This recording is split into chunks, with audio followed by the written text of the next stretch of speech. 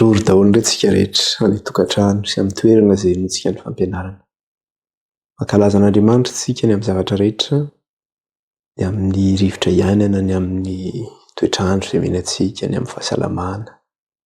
Na ihany koa tsy fahasalamana satria araka ny tenin'ny Joba manao hoe moa ve ny soa ihany no raisina avy amin'Andriamanitra, fa tsy ny ratsy ihany koa, izany hoe misy antony ny zavatra rehetra. Kanefa ny amin'izany rehetra izany na misy ary ny hoe tsy fahasalamana, Andriamanitra koa tsy manadino ny zanany izay mitaraina amin'ny andro aman'alina. Ameny vavaka izy. Ny angatany amintsika dia izao hoe raha ho avy ny zanak'olona moa ve ahita finoana ety ambonin'ny tany izy. Niresaka tsika tamin'ny farany iny mikasika ilay marika ny bibidia izany. Ka mbola eo indray hanoizantsika ny lesona amin'ity anio ity izany. Fa dia manasa antsika riaraka hivavaka. Miaraka hivavaka tsika. Jehovah Andriamanitra iray io, mankalaza anao izay midery anao ary manome voninahitra anao izahay. Misaotra iray io fa mbola tafahoana eto indray izahay hiara hianatra sy handinika ny teninao. Eny Jehovah Andriamanitra iray, misaotra ny amin'ny fiainana izay omenao anay tsirairay avy. Misaotra fa mbola nomenao izao fotoana izao izahay ahafahana hiaraka handinika sy hianatra ny teninao. Ary dia mangataka aminao izay raha io, aoka iray ny fanainao masina ane. No hiasa mifahafenoana anatinay ka izy hanolo-tsainanay, izy hanome fahendrena sy fahalalànanay, satria foy ny fisainanay. Ary lalo-dalovana ihany izahay. Aoka ny fanainao omenay fifantohana feno eto, hamantaranay ny sitraponao. Meonay ny faharetana, meonay ny sotom-po indrindra. Mifono aminao ihany koa nefa izay iray satria izay dia tsy tanteraka. Ary ianao ara Jesosy dia miteny aminay mandrakariva manao hoe miambena mandrakariva ka aza mitsahatra. Satria ny devoly dia miodiody manodidina, maka fanary mitady sy ho arapany. Tompo Andriamanitra, eny tsy hainay tsy vavaka eo anatrehanao satria malemy izahay, fenao ny herinay. Kaninona Tompo Jesosy fahalemena na fahotana sy mbola malaky mahazo anay dia hifonanay aminao izany. Ninona teny tsy voahevitra mbola nivoaka ny vavanay, na zavatra nataonay ka ratsy teo anatrehanao dia hifonanay aminao izany. Ninona fikasana ratsy mbola mandalo ao an-tsainay izay hitolomanay mbavaka isan'andro. Mihoery izay Tompo andresenay ny fakapanahy. Ka dia hifonanay aminao Andriamanitra ny fahotana sy ny fahalemena rehetra izay mbola mangeja anay, afao izay amin'ny tsy fahamarinanay rehetra. Ninona nalavo anay. Jesosy io, hoy ny tenin'ny apôstôly Paoly manao, izy nanafaka amin'ny tenan'ity fahafatesana ity. Tsy ny tsara izay sitrako no ataoko fa ny ratsy izay tsy sitrako. Tena niteny izy farany nanao hoe eny ny fahasoavan'i Kristy irery ihany no afaka hanafaka amin'izany.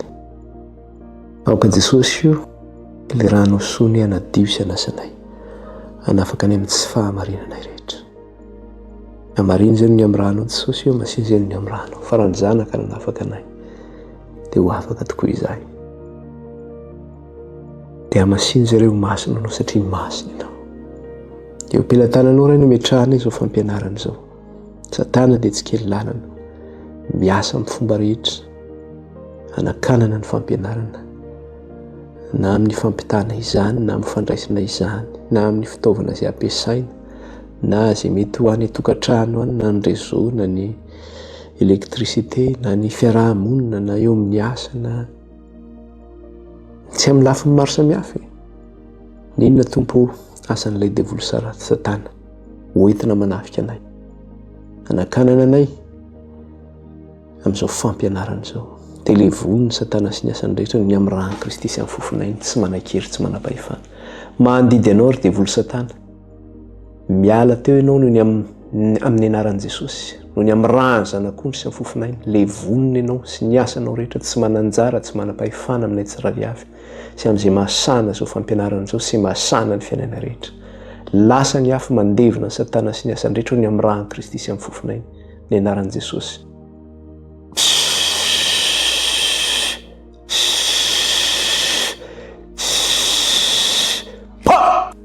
avy Satana sy ny asany rehetra, ny am'rano zanak'ondry sy am'fofinaina, tsy manan-kery tsy manam-pahefana amin'ny anaran'i Jesosy le maty telo andro telo alina. Halleluia, halleluia. Voninahitra ny hoanao raha io, dera hoanao ny haja hoanao. Dia iny raha io, mampianarana iny teninao amin'ny alalany fanahinao fa voninkaina izay vahoakanao. Ny anaran'i Jesosy. Amen. Irosorantsika ny amin'ny lesony. Ny lesona iararantsika farany zany dia ilay Apokalipsy 7:12 ny andininy 9:12 verenantsika vakiana kely ary izy io. Izao ny vaky ny teny amin'ny anaran'i Jesosy. Indro ny fahendrena aoka izay manatsaina anisan'isan'ny bibidia. Fa fanisan'ny olona izany ary 960 no isany. Zany io manana isa zany io bibidia io. Ary izy io ihany koa dia zao hoe isan'ny anarany ihany koa izy io satria amin'ny andininy 7:12 izy dia miteny an'izay. Zao ny teny hoe andininy 7:12. Mba tsisy azo hividina hivarotra fa tsy izay manana ny marika dia ny anaran'ny bibidia sy ny isan'ny anarany. Zany hoe ilay anaran'ny bibidia io zany misy isa io. Zany hoe le 960 resahana eto zany dia isan'ny anaran'ny bibidia. Ka io marika io zany no apetraka amin'ny vahoakan'ny bibidia araka ny teny io mba tsisy azo hividina hivarotra izy afa-tsy izay manana ny marika ny bibidia. Zany hoe io anaran'ny bibidia io na nisan'ny bibidia io zany no apetraka amin'ny vahoakany. Zany hoe io zany no manome ny identité ny vahoakan'ny bibidia zany. Io no manome ny identité ny vahoakan'ny bibidia. Dia ka io isa io sahady zany araka le niresahantsika farany dia zao hoe io sahady dia efa mamitaka ny bibidia hoe avaiza ny fiavian'ny bibidia.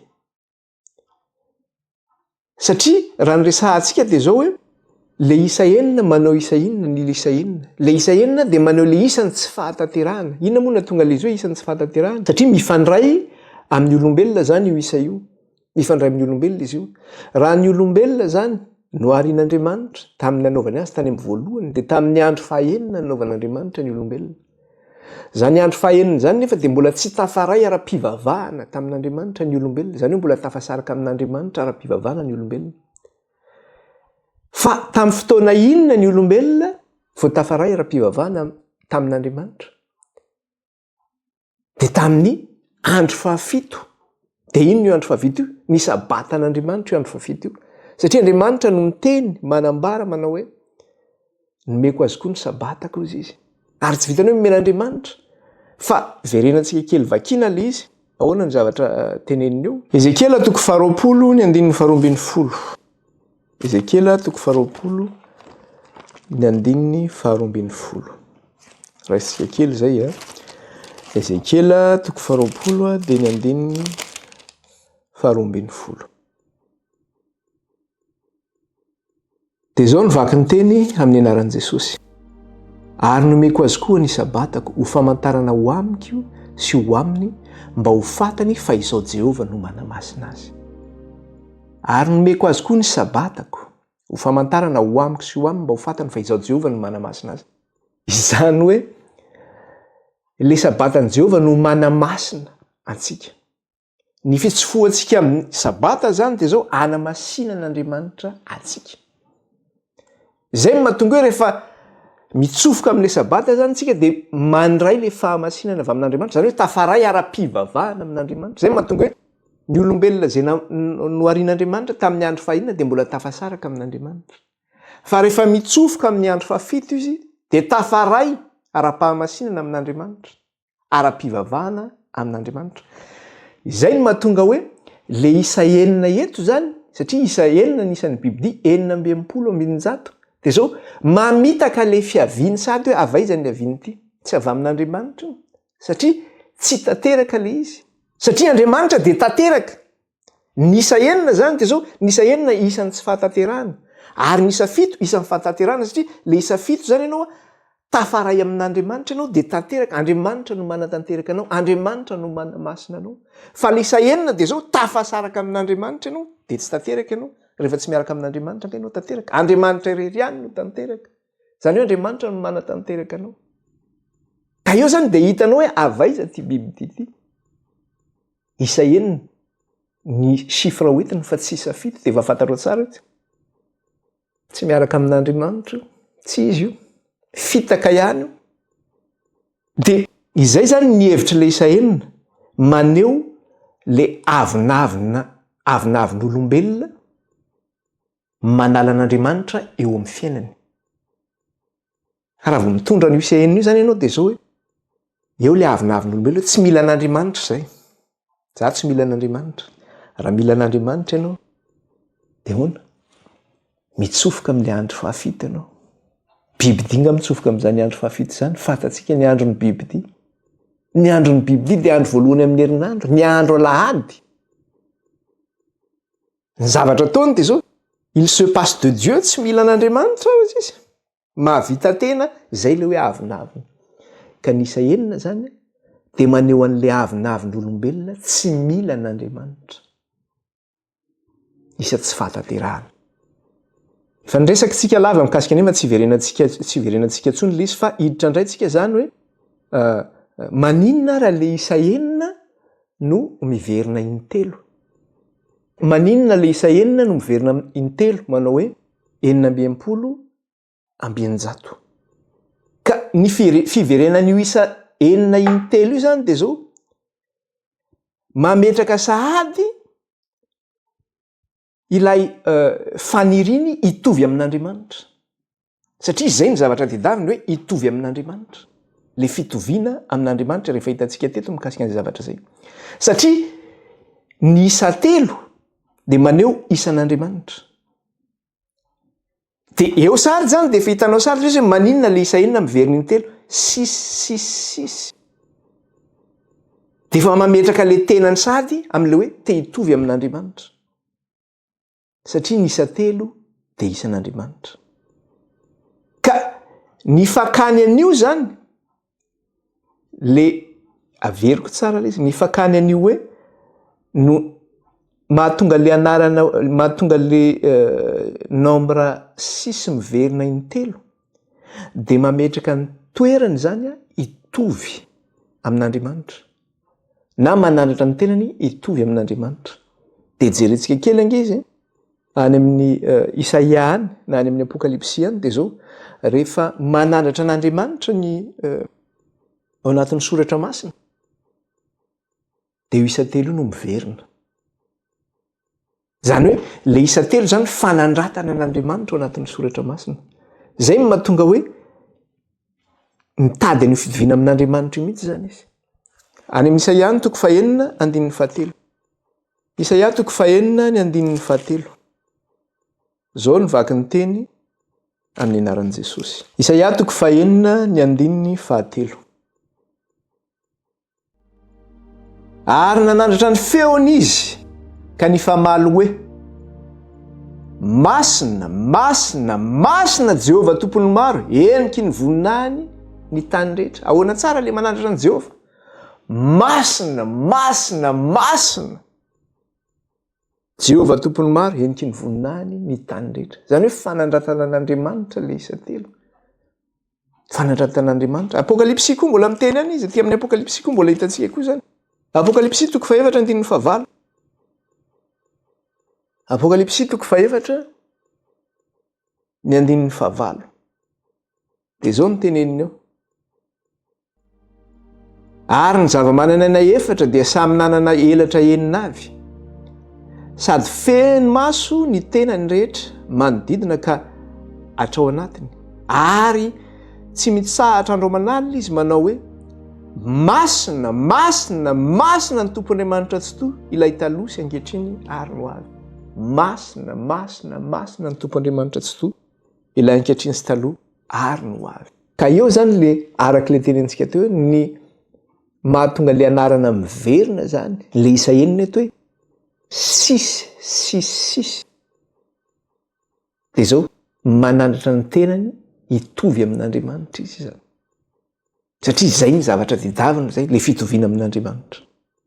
Ka ny anomezana ny fahefana io zany le anarana 666 dia zao hoe amantarantsika hoe avaiza marina ny tenany aviny ary ny zavatra hita amin'izany dia hoe fitaka io. Tandremo fa fitaka io. Satria ao ambadika an'io le endrika an'Andriamanitra io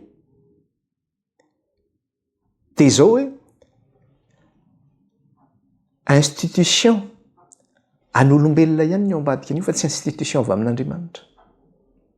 Ary ity eglizy ity dia zao tsisy ifandraisany amin'Andriamanitra na dia kely aza. Tsisy ifandraisany amin'Andriamanitra io zany. Zany hoe io zany tonga dia mamotra anazy hoe ava izy ity tsy avy amin'Andriamanitra io, tsisy ifandraisany amin'Andriamanitra zany io bibidio. Satria nahatongavany teo amin'ny pouvoir ary dia fantatsika tsara ahoana ny nahatongavany bibidia teo amin'ny pouvoir. Satria tout est politique hoy ny fitenenana. Dia jerentsika tsara. Nanomboka tamin'ny 508 hatramin'ny 538 satria 538 tamin'ny taona 538 izy ny tena hoe nahazo ny toeram-pahefana mpanjakana hoe tena hoe tonga amin'ilay toerana hoe pouvoir oppresseur. Iza no nametraka azy tamin'izay fahefana izay? Andriamanitra ve no nametraka azy tamin'izay? Fahefan'olombelona mbola nametraka azy teo. Ny empereur Constantin Clovis no nametraka ny suprématie-ny Église.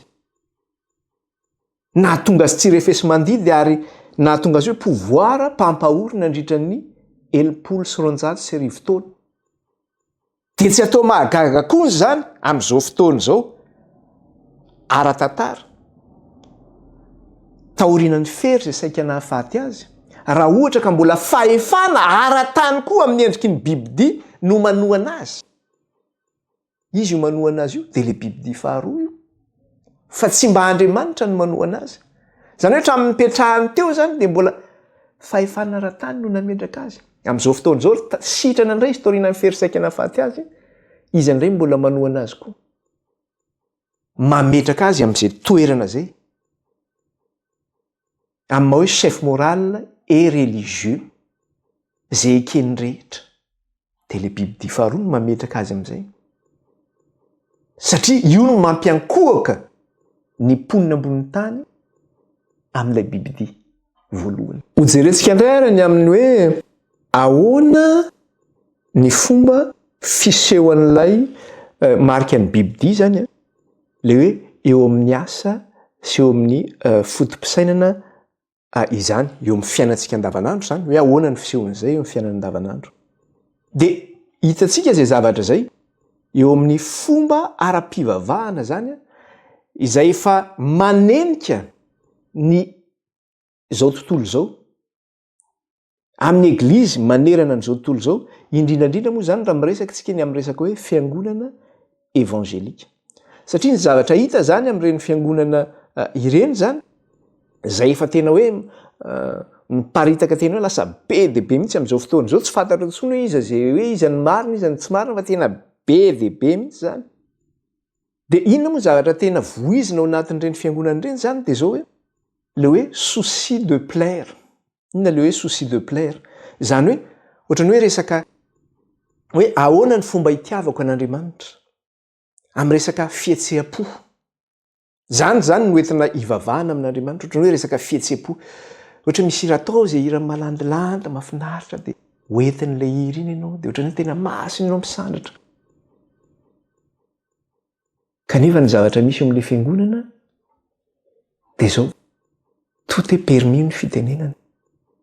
Na ny fomba fitafy io, na ny sakafo izay hohanina io, madio avokoa ny zavatra rehetra. Ny fitafiana zany tsy atao mahagaga. Ao ny sasany manao akanjo mole, hita daholo ny forme rehetra. Ao ny sasany manao jean rovitra. Ao ny sasany manao kavina koa ny lehilahy. Sy ny sisa na manao tatouage.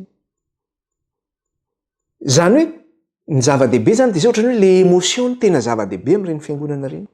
Tsy vitan'izay ihany koa fa eo ihany koa ilay resaka hoe considération psychologique et sociologique.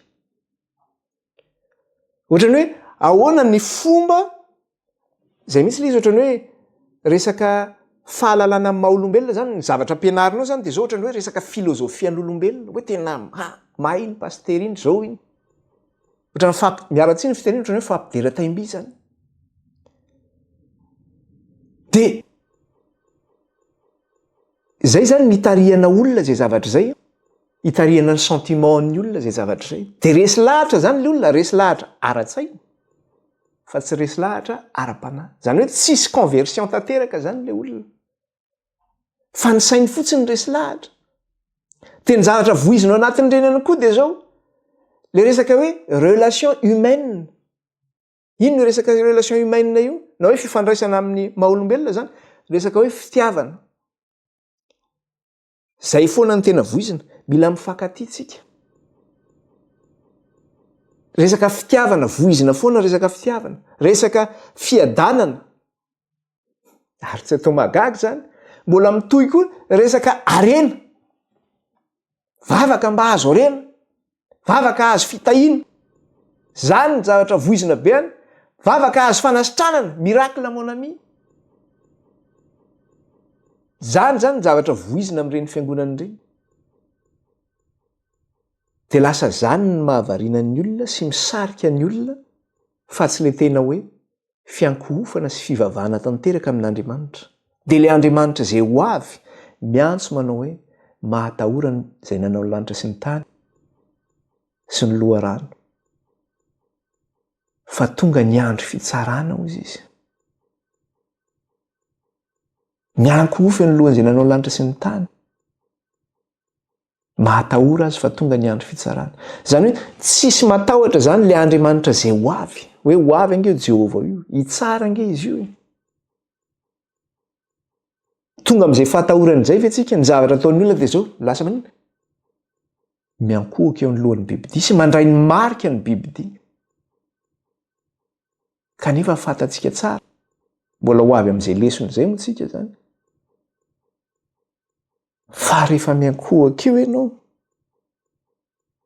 dia misotro ny kapoakan'ny bibidia ianao. Misotro ny kapoakany ianao, zany hoe ny lozan-jo azy dia mahazo izay miaraka aminy koa zany. Ny zavatra hita ihany koa dia zao amin'ilay firesaka hoe fametrahana le marika zany, le hoe eo amin'ny asa sy amin'ny fotom-pisainana. Dia zao hoe hita sahady ihany koa zay amin'ilay resaka hoe fametrahana andro fivavahana ho an'ny rehetra tsy hivavahana. Inona moa zany?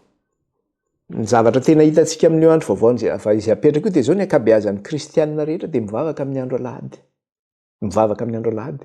Misy moa zany fiangonana sasany amin'ny teny hoe io nge tsy voatery hoe alahady, fa na mivavaka ianao amin'ny talata na mivavaka ianao inona fa tsy hoe voateny hoe nareo no te hivavaka amin'ny sabata ihany. Nareo ny ambany lalàna fa tsy ambany fahasoavana. Zany hoe zafady mba hanamarina ny tena zany amin'le hoe izy mivavaka alahady io na andro rehetra rengeo azy hivavahana, misy manao an'izany zavatra zany zany. Inona moa ny antony mahatonga azy manao an'izay? Ny antony mahatonga azy manao an'izay dia zao hoe ohatran'ny resaka hoe commodité ny zavatra anazavany an'izay zavatra. Inona le hoe commodité? Hoe mba hamoramora izay mampety ny fiainan'ny rehetra. Ohatra hoe alahady ny mety amin'ny any dia alao lahady, na hoe talata na hoe izao zany. Anamarinana le alahady io. Inona no mampetipety antsika zany amin'ny andro hivavahana? Zany hoe izay mampety ny rehetra ny tedavina. Kanefa ny zavatra hita dia zao hoe fandrika ihany zany rehetra zany. Dia manaraka an'izay daholo ny rehetra. Izay le hoe miimposer na hoe mametraka andro hivavahana ho an'ny rehetra. Inona ihany koa zavatra mbola hafa ihany koa? Dia zao hoe amin'ny endrika izay miafina dia zao le resaka hoe fitiavana sy firaisana zany ny zava-dehibe. Zay ny lasa bazena zany amin'le fivavahana amin'izao fotoan'izao hoe le firaisana sy fitiavana. Le hoe le vivre ensemble, ny fiarahana miaina zany. Hoe mila miray tsika. Dia mametraka fanontaniana zany manao hoe move zay ny tediavin'Andriamanitra amintsika. Move zay ny zavatra tediavin'Andriamanitra amintsika. Satria ny zavatra tenenin'ny olona zany dia zao hoe itsika hozy izy mila manaraka toetrandro. Ny Baiboly izy mila manaraka toetrandro. Dia par rapport amin'ny fiainan'ny olona zany no anarahan'ny Baiboly an'iny dia zao zany tokony arahana. Fa ahoana hozy izy ny soratra masina? Ao amin'ny Isaia. Vakitsika kely Isaia toko faha-7. Isaia toko faha-7 dia vakitsika ny 9. Inona ny zavatra voasoratra ao? Itony voasoratra ao amin'ny anaran'i Jesosy. Maina ny ahitra, malazo ny voniny, fa ny tenin'Andriamantsika dia aharitra mandrakizay. Zany hoe ny ahitra zany mety maina, ny voniny koa mety malazo, fa ny tenin'Andriamanitra dia maharitra mandrakizay ka na miova zany ny epoka iainanao. De zao io tenin'Andriamanitra io zany tsy miova io omaly sy anio ary mandrakizay. Tsy mampiova ny sabata zany io. Ny olombelona no te hiova zay mifanaraka mapetipety ny fisainany sy ny fony, fa tsy miova io. Ka raha vao miresaka zany ka zay mantsy izy, satria le fahendren'olombelona zany no ampidirinao fa tsisy le fahendren'Andriamanitra intsony. De satria le resaka filozofian'olombelona no mitondra ao, de mitondra makaitsa zay, mitondra makany amin'le resaka hoe dérive sectaire zany zay zavatra zay. Mitondra makany amin'ny fahalavona zay zavatra zay, ka lasa manaiky zay zavatra tsy tokony ekena intsony, na resaka homosexualité renge de lasa ekena any amin'ny fiangonana sasany. Hoe ny fiarahan'ny lasy ny lasy, ny vavy sy ny vavy. Zany satria nahoana? Tsy le tenin'Andriamanitra no mibahanao zany. Eo ihany koa le fametrahana finoana anankiray, marika ny biby dia daholo zany zavatra zany. De ino ny finoana ray io? De hoe de ilay Jesosy io tsy nahatanteraka ny soratra masina. Izay inony rehetra io, reo fiangonana rehetrarehetra reo, fiangonana kristianina zay misy amin'izao fotoana izao, samy miantso ny anaran'i Jesosy daholo ho tompo sy mpamonjy ny fiainana. Fa Jesosy zay inony io tsy nahatanteraka ny voalazan'ny soratra masina io. Jesosy dia niteny manambara manao hoe tsy maintsy tanteraka zay rehetra nanoratana teo amin'ny boky ny lalàn'ny Mosesy sy ny mpaminany ary ny salama. Dia nanokatra ny sain'ny mpianana izy ahalala zay voasoratra amin'ny soratra masina.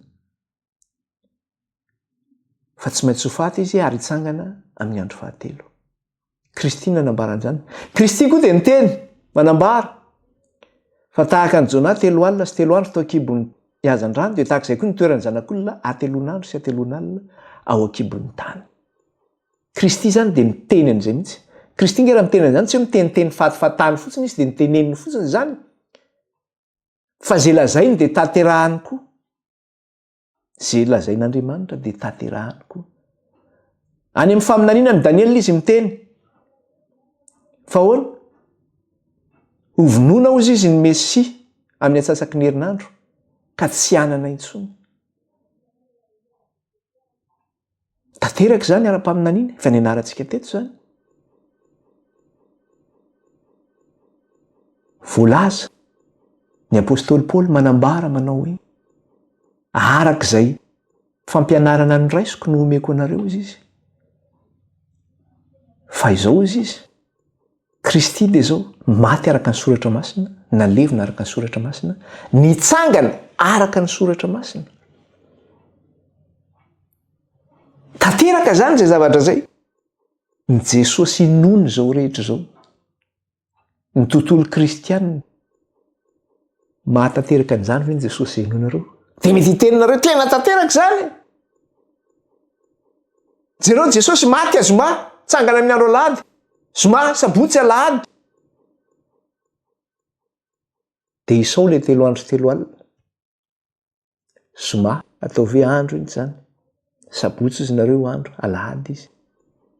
Lazaina fa Jesosy rehefa tonga tao amin'ny fasana ny mpianatra, raha mbola vao nangiran-dratsy ny andro, mbola tsy nangiran-dratsy ny andro izy.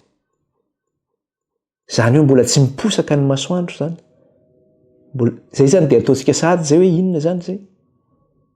Efa tsy nafeno 3 andro sahady ange zany zay. Ary Jesosy raha maty teo amin'ny tamin'ny ora fahatelo ny après-midi Jesosy ny maty, efa niala koa zany zay. Zany hoe teo amin'ny 2 andro sy tapany teo nge zany Jesosy. Raha resaka andro ny resahany, nefa lazaina hoe 3 andro sy 3 alina. Dia isao indray ny alina. Ny alina zoma, ny alina sabotsy, 2 alina nge zany zay. 2 alina dia 2 andro sy tapany zany. Na feno 3 andro 3 alina, Jesosy hoe mpandainga. Ka inge tsy voatery hoe tanteraka ara-baky teny oatra zany. Dia inona ny tenenin' Jesosy hoe 3 andro 3 alina zany. Teniteny fatany zany Kristy. Fa tanteraka ny voalazan'ny soratra masina. Kristy dia maty tamin'ny atsasaky ny herinandro araka ny soratra masina. Nitsangana tamin'ny fahatelo izy araka ny soratra masina. nataontsika teto zay fianaran'izay fa nitsangana tamin'ny andro sabotsy Jesosy, tamin'ny andro fahafito fa tsy tamin'ny andro voalohany amin'ny herinandro, araka ny soratra masina. Dia izao nafeny 3 andro 3 alina. Maty izy ny alarobia ariva, lakamisy ariva ny andro voalohany, lakamisy zoma maraina ny andro faharoa, sabotsy ariva ny andro fahatelo. Nafeny 3 andro zay. Resaina koa ny alina ny alarobia, ny alina ny lakamisy, ny alina zoma, 3 andro 3 alina koa zay, 3 andro sy 3 alina nafeno. Tanteraka ny volana soratra masina. Raha te hianatra moa tsika mikasika an'izay dia manasa antsika mbola hiverina amin'izay lesona izay.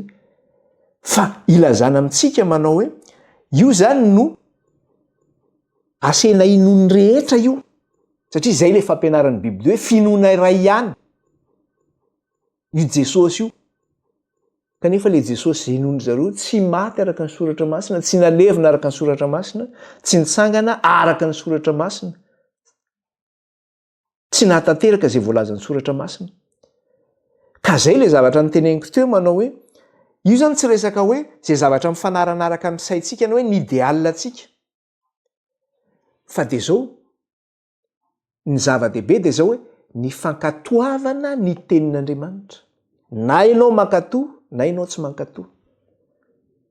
Rehefa hivavaka amin'Andriamanitra ve tsy aleo mankatoa an'Andriamanitra. Fa ny tenin'Andriamanitra araka ny voalaza teo dia tsy miova omaly sy anio ary mandrakizay, fa maharitra mandrakizay ny tenin'Andriamanitra. Dia zany voalazantsika teo moa zany mikasika ilay resaka hoe fametrahana ilay marika ny Biblia zany, na hoe eo amin'ny asa zany, ito eo amin'ny asa zay, na eo amin'ny fotom-pisainana zany.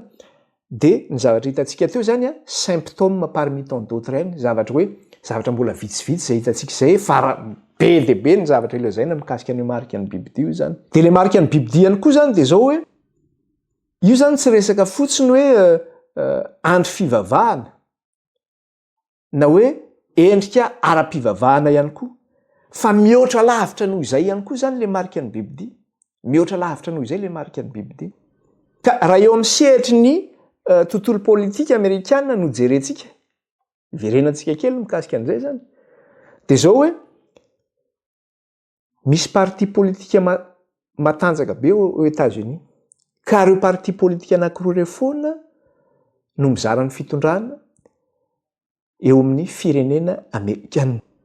Dia inona moa zany parti zany nareo hoe faction ireo, dia ny parti démocrate sy ny parti républicain.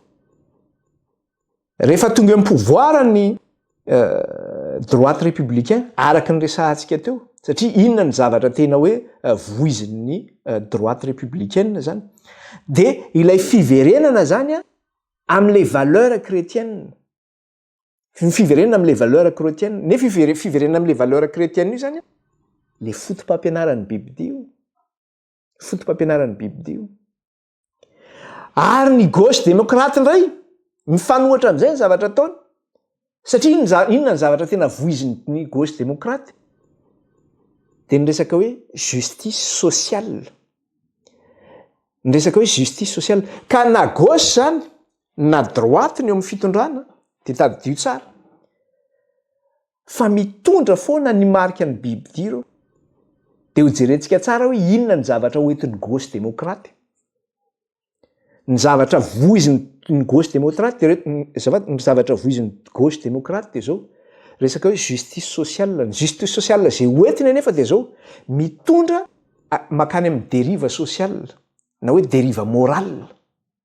Any amin'ny dérive morale ny zavatra hoentiny izay fa vetavetana eo masin'Andriamanitra.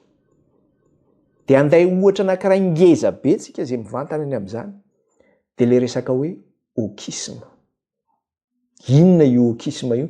Zavatra efa heno foana zany amin'ny haino aman-jery. Tsy haiko amin'ny Madagasikara ve efa henontsika zany zavatra zany, fa aty ampitan-dranomasina zany tena hoe mivoy manerana an'izao tontolo izao zany, ary arahan'izao tontolo izao zany aty amin'ny tany mandroso zany. Ka inona ary io wokisme io? Dia avaiza izy io dia mazava ho azy. Araka ny efa nianarantsika teto fa zao avy any Amerika foana ny fototry ny ratsy rehetra. dia nivoaka avy any États-Unis zany io wokisme io.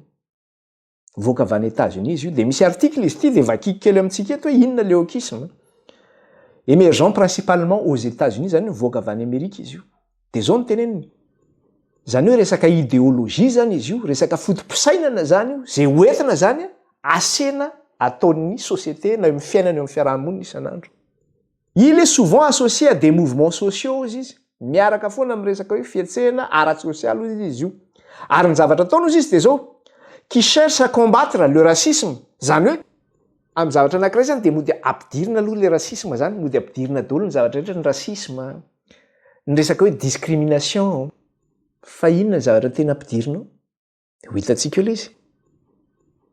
Miady amin'ny resaka hoe racisme hozy izy. Miady amin'ny resaka hoe sexisme hozy izy.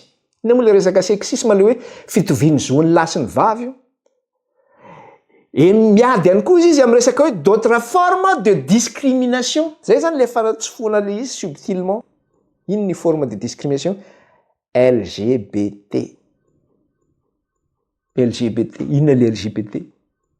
Ny LGBT dia zao miresaka ny resaka hoe homosexualité, ny fanambadiany lahy sy ny lahy, ny vavy sy ny vavy. Ny resaka amin'ny resaka hoe genre. Inona moa zany? Satria efa zao mantsy lisy tsy hoe LGBT tsotra fotsiny fa hoe LGBT+. Dia le LGBT+ io misy zavatra be dia be ao anatin'io zany. Misy le resaka genre fa mbola resahantsika koa mikasika an'iny rehefa avy eo. Misy zavatra maro samihafa io. Fa zany hoe vao miresaka fotsiny ianao LGBT aloha dia efa zavatra maro tsy raviny zany, zavatra vetavety zany. Nefa hoe firenena kristianina, ny firenena amerikanina. Zany nefa ny voiziny amerikanina zany manerana an'izao tontolo izao. Da raha eo amin'ny resaka ara-tsosialy izy ny jerena, dia zao ny teneniny. Il désigne une prise de conscience accrue et une sensibilité aux questions de justice sociale comme le racisme, le sexisme, la discrimination LGBTQ+, et d'autres formes de marginalisation. Raha eo amin'ny resaka ara-tsosialy izy ny jerena dia zao. Maninona? Manaitra hozy izy ny fotom-pisainana. Manaitra ny fotom-pisainana hozy izy le izy. Zany hoe, ahoana ny filazana zany hoe, manokatra zay hoe, ohatrany hoe mahatonga saina, mitarika ny olona ho tonga saina zany ianao. Satria averiko kely, le wokisme tsinona fantatsika tsara fa resaka hoe idéologie le izy.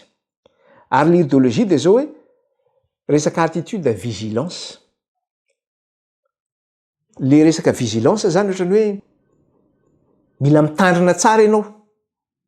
Fitandrovana zany le izy en quelque sorte. Amin'ny resaka hoe tsy fitoviana amin'ny resaka ara-tsosialy. Ka le teny hoe woke dia avy amin'ny teny anglisy izy io. Antsoina littéralement hoe éveillé na hoe conscient. Ka le hoe conscient dia zao hoe zany olona conscient zany olona mahatsiaro saina, zay ny atao hoe conscient, mahatsiaro saina. Ka ny woke zany na hoe ny wokisme dia olona tonga saina. Zay ny atao hoe woke. Na hoe olona mahatsiaro saina. Satria nahoana? Ohatrany hoe olona satria zay ny filazany zareo ny olombelona zany na hoe ny mpivavaka ohatrany hoe olona lavena cerveau zany ianao. Fa zareo zany olona tonga saina tsy voabahany zany zavatra zany izy. Dia eo amin'ny resaka ara-tsosialy izy ny jerena dia zay hoe misy fahatsiaro-tena be dia be zany na hoe fahatsiaro saina zany ohatrany hoe olona tonga saina daholo zany ny olona zany.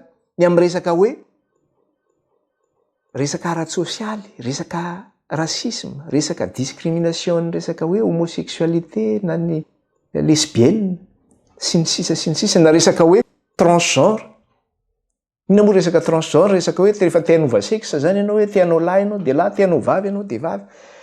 Dia lasa nanino zay zavatra hoe lasa nirongatra be zany zay fahatongana saina zay zany eo anivon'ny resaka hoe eo amin'ny société misy atsika zany.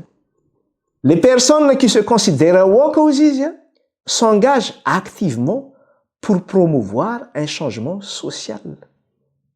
Ireo zay olona hozy izy mihevitra ny tena no woke zany na hoe olona tonga saina zany dia zao misengage izy ireo zany ny amin'ny eo amin'ny resaka ara sosialy zany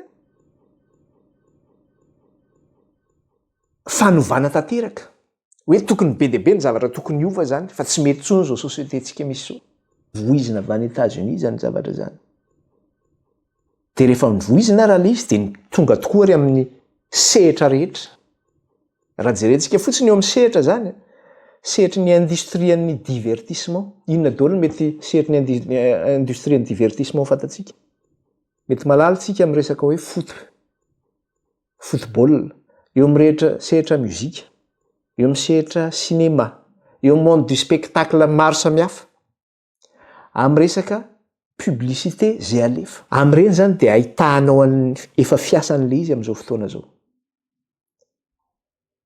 zay mahatonga hoe mahazava-dozan'le izy de ampiarahany zareo amin'ny resaka hoe rasisme le izy zavatra roa tsy mitovy ange zany zavatra rasisme zany hoe fanavakavahambolokolotra ohatrany hoe fanambaniana olona fanaovana tsinitsininy zany de lasa atao hoe raha ohatra zany ianao miteny manao hoe tsy mety ny ataon'ny olona anankiray homosexuel na hoe lesbienne de ampitoviany zareo ohatrany hoe rasisme zay zavatra zay nefa zavatra roa tsy mitovy zay zavatra zay ny olona mainty ange Andriamanitra nanao azy ny olona fotsy Andriamanitra nanao azy fa ny olona homosexuel tsy nataon'Andriamanitra io fa vokatry ny fahotana ny homosexualité na hoe ny genre lesbienne vokatry ny fahotana io satria nampahafantarin'Andriamanitra ny olombelona ny fahamarinany sy ny mahandramanitra azy sy ny fisiny fa rehefa tsy mino an'Andriamanitra izy de navianan'Andriamanitra nandeha tamin'ny filany ka lasa nanino ny fanambady ny lahy sy ny lahy sy ny vavy any amin'ny Romanina izy miteny an'izany Romanina 2 mba jereo kely zay Romanina 2 zany hoe vokatry ny fahotana zany homosexualité io inona ny atao hoe fahotana ny atao hoe fahotana de fandikana ny lalàn'Andriamanitra fahotana ny mangalatra fahotana ny mamono olona fahotana ny mijangajanga fahotana ny fahavetavetana tahaka ny homosexualité io fa ity fahotana ity zany de zao legalisena izy ity eo anivon'ny société eritrereto nge zany hoe legalize io nge ny mpangalatra legalize io mpamono olona afaka mamono olona daholo ianao afaka mangalatra daholo ianao afaka mijangajanga daholo nareo tsy anjehan'ny tribunal fa ny homosexualité de zay ny legalizeny azo atao zany taloha zany fady mihitsy zany eo anivon'ny société tsy mahasamanao an'izany zany hoe ny olona tiako tenena zany hoe le olona matsapa zany taloha hoe misy zavatra tsy mety tsy normal tsy mitovy amin'ny de tsy mahasamanao an'iny satria mimenatra olona fa amin'izao fotoan'izao le izy hoe azonao atao zao zavatra zao iza moa manao an'izay hoe azonao atao Andriamanitra ve manao an'izay olombelona manao an'izay de normal be zany raha potika ny ara-moraly mikasy izay de any am'resaka divertissement ozy amin'ny hira zay enona de ampidirina ny resaka homosexualité zany ny enon'ny olona voizina amin'ny filmana cinéma zay jerena any amin'ny dessin animé akory ary de efa resahana sady zany resaka hoe lehilahy ty lehilahy reny dessin animé reny misy dessin animé manga reny mba sendra mba mijery kely mba mahita kely an'ireny eny fa miditra any amin'ireny zany ampidirina any amin'ny dessin animé resaka hoe afaka miaraka ny lasy ny lasa any zany de efa ampianarina ny ankizy zany zavatra zany zava-doza nge zany rehetra zava-doza zany amin'ny hira zay enona amin'ny film zay jerena moa zany de tsy fantatra tsony efa mandeha zany amin'ny publicité zay misy amin'ny télévision mandeha amin'ny télé aty zany jery publicité enao de tsy haiko pubana chocolat angambana pubana gâteau ny atao de lehilahy sy lehilahy mifanoroka ny atao na vehivavy sy vehivavy mifangorotra na hoe pubana akidoro ora olona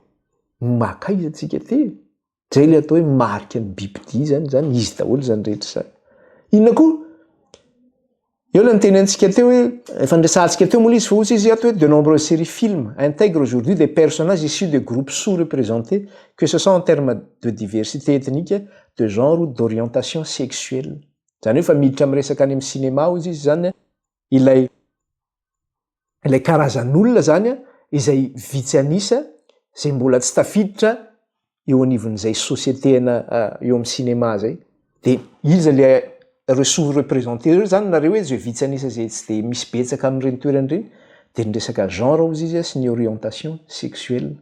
Inona le resaka orientation sexuelle na homosexuel anao na le genre, inona moa le genre? Le genre zany le hoe zay tiako atao io, inona no tiako atao? Za te ho vehivavy, de ho vehivavy a, za te ho lehilahy, de ho lehilahy, za te hanao zipo, tsisy manakana hanao zipo na lehilahy ary a, za te zay tiako anaovana io, za te hivavaka amin'ny ty ordinateur ty ohatrany. Zay zany le genre zany zay hoe mifidy zay tiany atao, tsisy manelingelina ny fotom-pisainany. Afaka manao zay tiany ataony zany izy. Reny zany efa fampidiry anao amin'ny toe-tsaina de ampiariny eo amin'ny fiainana isan'andro zay zavatra zay. De ohatra fotsiny zavatra teneny ato. Par exemple, là où existe des séries populaires comme Sex Education et Orange is the New Black abordent ouvertement des questions de sexualité, de racisme et de discrimination, offrant une représentation plus inclusive et réaliste des expériences humaines. Alefa any amin'ny film ozy izy le izy zany, na any amin'ny série zay série malaza any Amerika moa zany le izy. De ny am'resaka hoe miresaka ouvertement zany eo anatin'le am'le film zay alefa ny resaka hoe sexualité. Tsisy tabou zany, tsisy fady zany fa de resahana ny resaka sexe ao anatin'izany. De zay foana teneny hoe ampidirina koa ny resaka rasisme. De aseho zany l'izy am'resaka hoe expérience humaine. Ny dessin animé ny resahantsika teo. Les studios comme Disney ont également intégré des personnages plus diversifiés et inclusifs dans leur production. Zany hoe any amin'ny dessin animé zay alefa ny Walt Disney zany de zao asina personnage any. Zay le tena hoe asina resaka zavatra momba an'ankizy iny aloha. Ary ny fomba anaovan'ny zareo an'izy mahavariana. Ohatra za zao raha mijery zany, ohatra hoe mijery ohatra hoe mijery Aina Amanjery iny anao de ohatra hoe mijery ohatra hoe misy ohatra hoa zany. Ohatra hoe misy dessin animé mandeha aloha zany ny ankizy mijery dessin animé tsiny de mijery le dessin animé de mandeha de ohatra hoe mba tantara tsara le izy au début de fikiriny kely am'le izy zany anao, mijery ohatra mba tsara ankizy ny dessin animé jerenareo zany fa tapitapika eo misy resaka homosexualité tapaka l'izy. De raha ohatra zany ianao tsy mitandrina de hoe fa tsara l'izy fa aloha mba jerena hatramin'ny farany l'izy. Miditra ao an-tsainay zao. Na amin'ny film na amin'ny série zay jerentsika de ohatr'izay. Fa zava-doza nge le izy. Zava-doza, zay zany izy hoe mila fitandremana be le izy. Tsy resaka any amin'ny Disney any amin'ny resaka dessin animé koa. Le wokisme a également influencé le monde des affaires. Any amin'ny resaka sehatry ny affaires zany, na sehatry ny entreprise, na resaka fandraharana, de efa miditra any koa le resaka hoe wokisme. Amin'ny resaka hoe tokony ampidirana azy ireo zany. Amin'ny resaka hoe monde des affaires fa tsy tokony hanavakavahana azy. De hoy izy, les entreprises sont de plus en plus nombreuses à adopter des politiques internes pour encourager la diversité au sein de leur équipe. Betsaka hoy izy ny entreprise zany izay efa mampiditra an'izay politika zay eo amin'ny orinasa zay misy azy. Ary mampirisika mihitsy izy mba hisin'ny fahasamihafana eo anivon'ny mpiasa ao aminy zany. Na inona zany avaiza ianao na avaiza ianao na inona orientation sexuelle anao tsisy problème zany. Izy mametraka an'izany, biby dingany mametraka an'izany. De ohatrany amin'izany misité entreprise izy, zay entreprise malaza be fantatra. Des entreprises de renom comme Nike ozy izy, ou Ben Nigeria, se positionnent publiquement.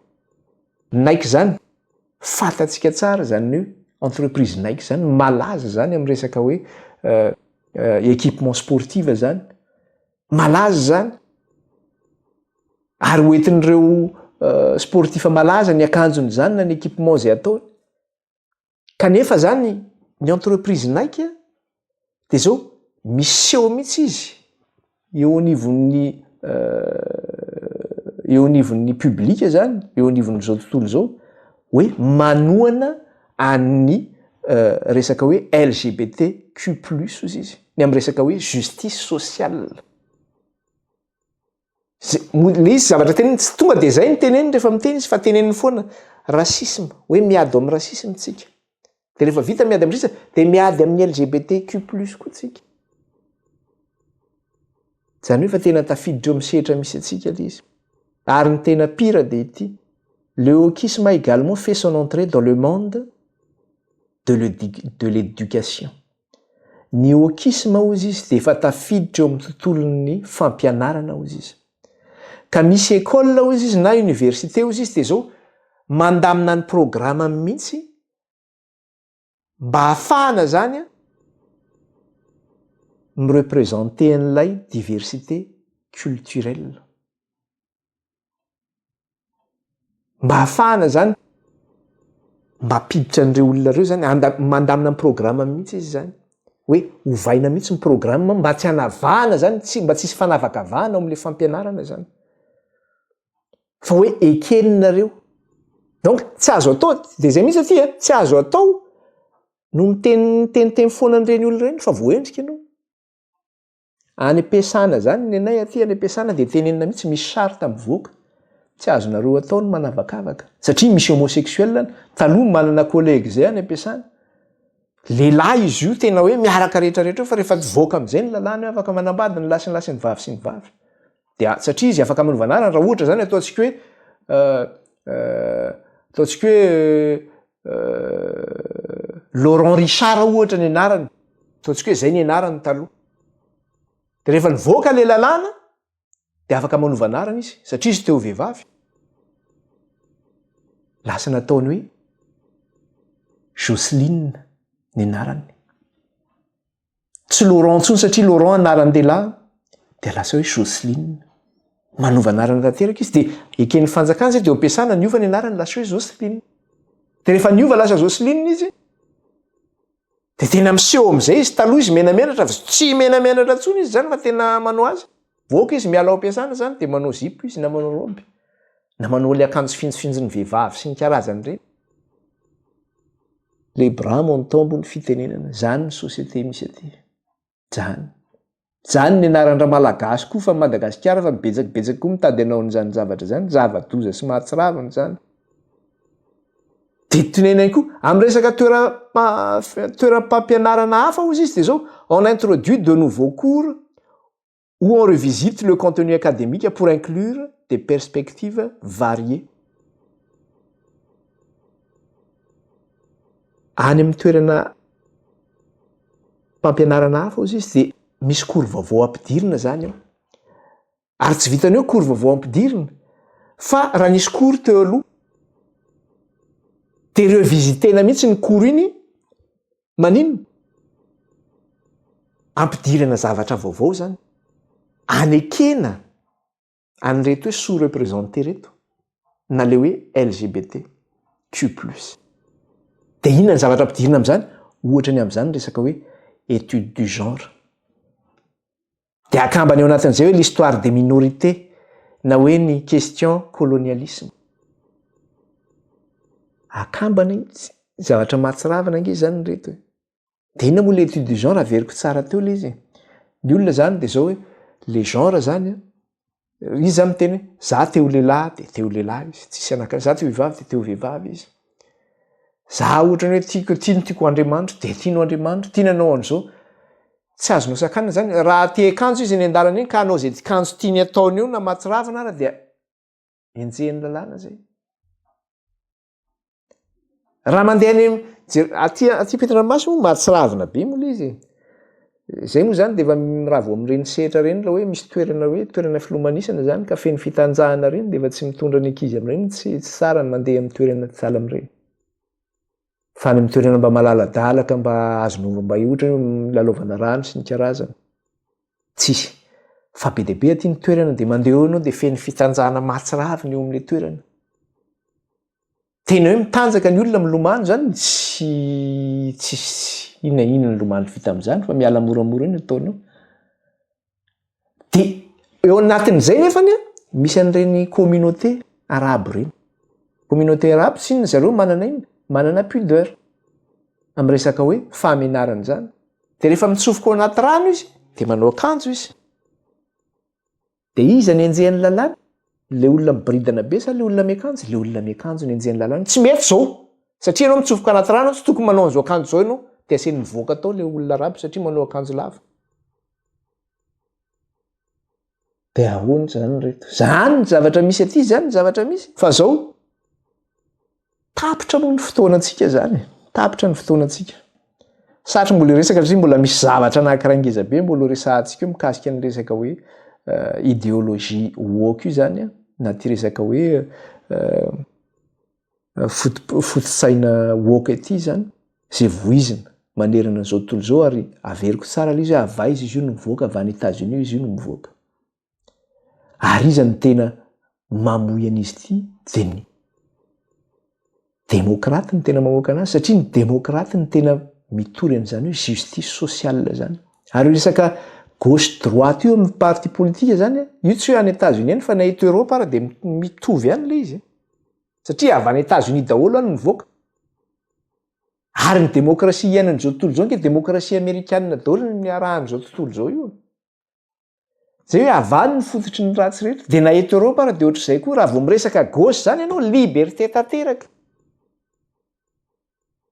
dia raha vao droite dia mamerina zany zay miezaka foana izy amin'ny resaka hoe lalàna miverina amin'izay foana fa bon zay ny amin'iny ambava homana po-meritreritra amanaraka indrayntsika amin'ny resaka alohantsika hivavaka marina ny fotoana Jehovah-Andriamanitra ray io mankalaza anao zay midery anao ary manome voninahitra anao eny mananatra avy ny anaranao zay raha io hatramin'izao komandrak'izay misaotra anao indray zay raha io raha afaka nandinika sy nianatra ny teninao tamin'ny teny ity tsy amin'ny herina ny fahatanjahana raha io fa mifanahinao rery ihany mana masinana eny amin'ny teninao ny fahamarinana misaotra tompo ray masonao ny anaran'i Kristy nandratana izany vavaka izany rehetra eto anatrehanao aleloia amen dia izay ary fa dia manao velomantsika rehetra baibay daholo da in'Andriamanitra daholo tsika rehetra